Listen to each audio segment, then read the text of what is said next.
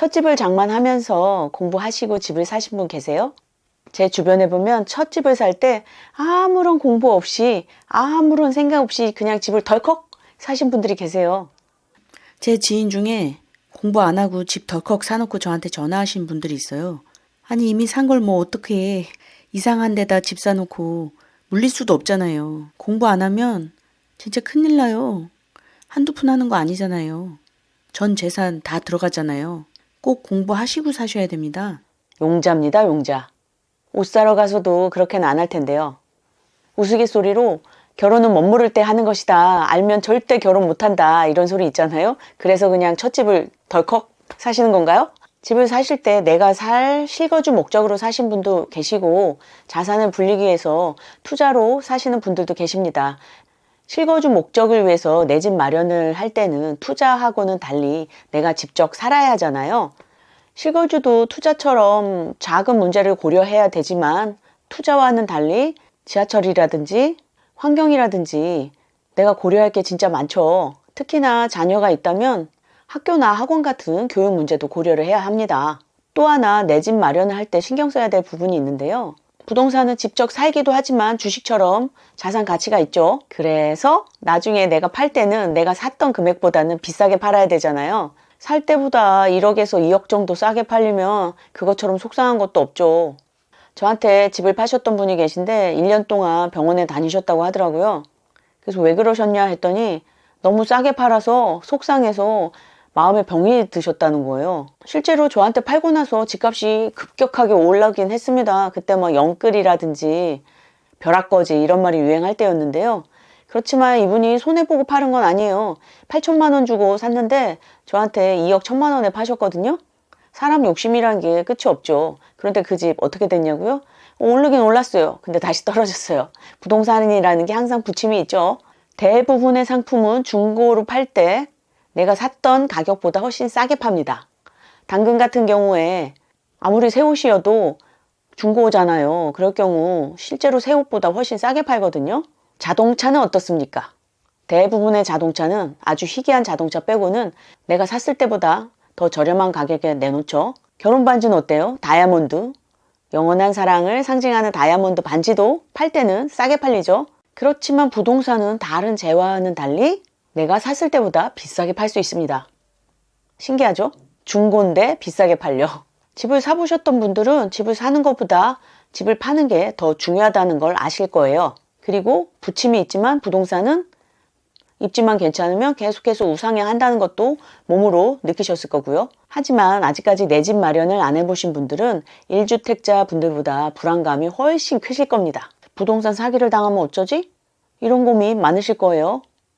부동산은 거의 내 전 재산이 들어가죠. 진짜 사기를 당하면 큰일입니다. 계약 하나 잘못 썼다가 내 전 재산을 잃을 수도 있죠. 불안한 건 당연한 겁니다. 또 이런 걱정도 있으실 거예요. 내가 별로 돈이 없어서 대출을 왕창 끼고 사야 되는데 과연 그 대출금을 갚을 수 있을까? 그 대출금 갚기 전에 나 직장에서 잘리면 어쩌지? 뭐 이런 걱정들이 많으실 거예요. 또 뉴스에선 집값이 떨어진다고 하고 인구는 절벽이라고 하는데 과연 내 집을 나중에 팔 수 있을까? 혹은 내가 집을 팔 때 반값으로 바겐세일에서 팔아야 되는 거 아닌가? 이런 걱정하시는 분들도 계시겠죠? 또 이사를 만약에 내가 가게 될 경우 우리 집이 안 팔리면 어쩌지? 집이 안 나간다는 사람도 내 주변에 보면 많던데? 집을 샀는데 속아서 하자가 많은 집을 사면 어떡하나? 진짜 이것저것 따지면 너무 골치 아파서 아유 내 집 마련은 됐고 그냥 전세로 속 편하게 살자 이런 분들도 계실 겁니다. 근데 전세라고 속이 편한가요?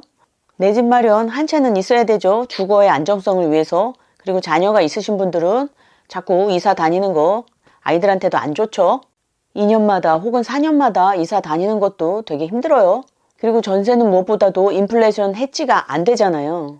그냥 집주인 좋은 일 시켜주는 거잖아요.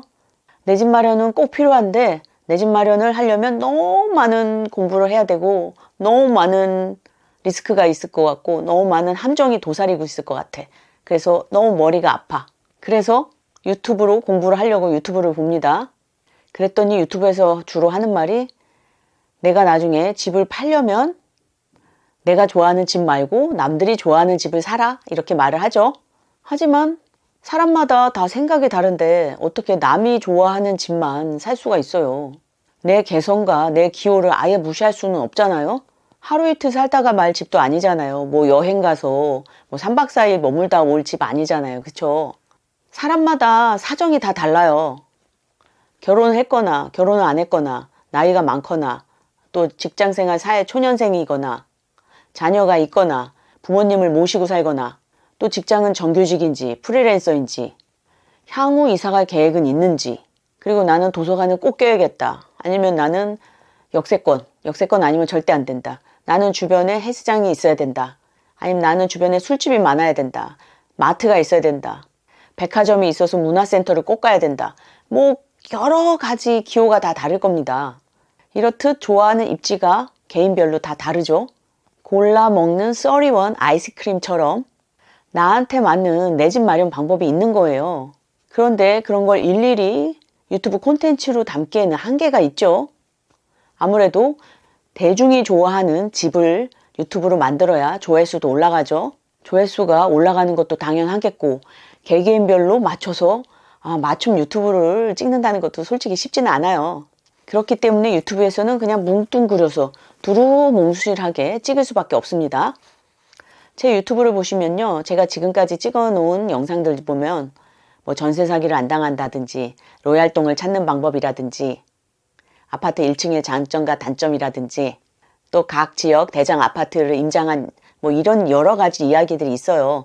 부동산 공부하시려면 그것부터 차근차근 보셔도 되는데요.